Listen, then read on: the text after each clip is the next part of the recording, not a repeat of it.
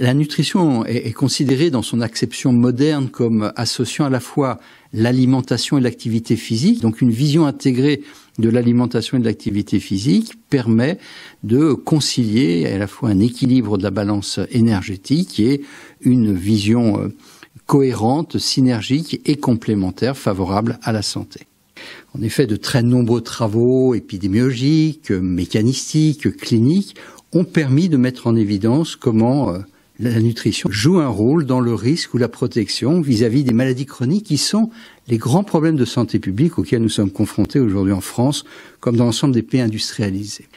Les travaux scientifiques sont convergents et montrent à quel point la consommation de fruits et légumes peut être protectrice vis-à-vis des cancers, des maladies cardiovasculaires ou l'obésité.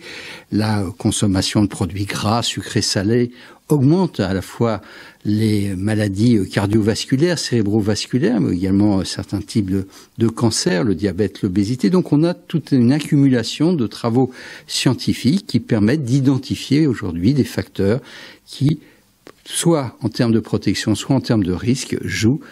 vis-à-vis des grandes maladies chroniques qui sont donc les grands problèmes de santé publique qu'on rencontre dans nos pays. Alors donc ce sont des enjeux extrêmement importants, d'autant plus que la nutrition est un facteur sur lequel il est possible d'agir à la fois au niveau individuel ou collectif. Bien sûr, toutes ces maladies chroniques sont des maladies multifactorielles qui comprennent des facteurs biologiques, métaboliques, environnementaux au sens large, mais l'alimentation ou le mode de vie en rapport avec la nutrition, c'est-à-dire l'activité physique, sont des éléments sur lesquels il est possible d'agir, à la différence des gènes sur lesquels on n'a pas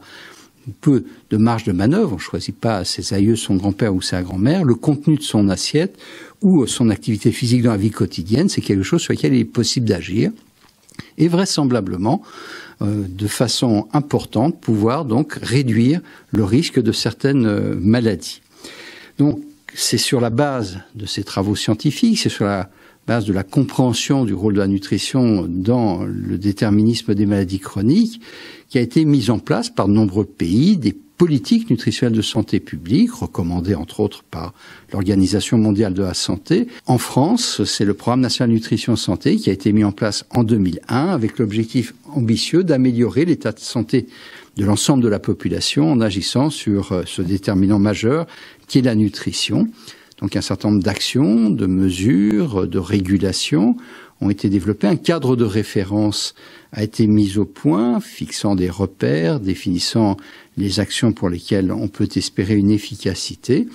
et avec un double niveau, le niveau national qui fixe donc ce cadre, et puis surtout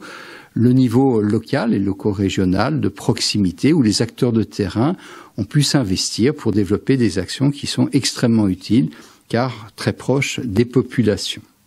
Donc,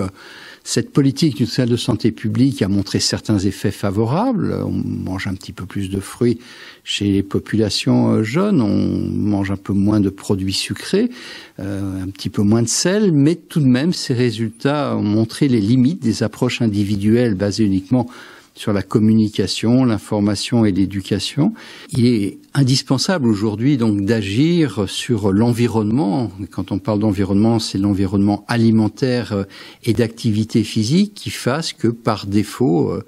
les consommateurs, les usagers, les citoyens puissent avoir accès à une amélioration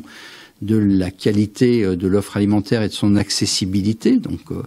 accessibilité en termes de prix, jouer sur la régulation économique des produits, jouer sur la reformulation en incitant, poussant les industriels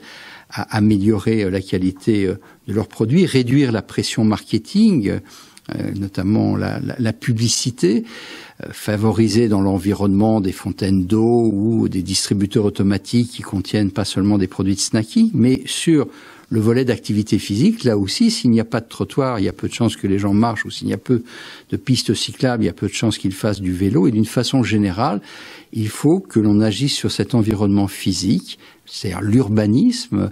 les modes de transport, tout ce qui va permettre de favoriser l'activité physique dans la vie quotidienne. Les inégalités sociales de santé dans le champ de la nutrition constitue un enjeu aujourd'hui majeur lorsque l'on regarde les enquêtes épidémiologiques mesurant la consommation alimentaire ou l'état nutritionnel des populations. On voit qu'un ouvrier mange 50% moins de fruits et légumes qu'un cadre, par exemple, ou que le risque de surpoids et d'obésité chez un enfant issu de couches sociales défavorisées entre 2 et 3 fois plus élevé par rapport à des enfants issus de milieux plus favorisés. Donc la nutrition est un marqueur social extrêmement important et il faut qu'on puisse concentrer des actions qui touchent l'ensemble de la population avec cette notion aujourd'hui d'universalisme proportionné qui fait que les mesures qui doivent être mises en place doivent toucher proportionnellement encore plus les populations vulnérables que l'ensemble de la population, même si la finalité est de jouer sur tout le monde, bien évidemment.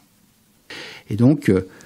lutter contre les inégalités sociales de santé de façon efficace, c'est le grand défi qui nous attend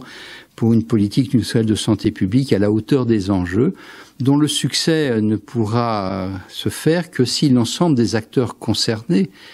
les ministères, santé, agriculture, économie et finances et tous les autres ministères concernés, les professionnels du monde de la santé, bien sûr, mais également du social, de l'éducation, le monde associatif et les opérateurs économiques jouent le jeu. Et à ce niveau-là, les acteurs de terrain ont un rôle tout à fait majeur car par la proximité vis-à-vis des populations, ils sont capables de décliner au plus près ces grandes mesures, ces grandes actions et avoir une efficacité particulièrement pour les populations les plus vulnérables.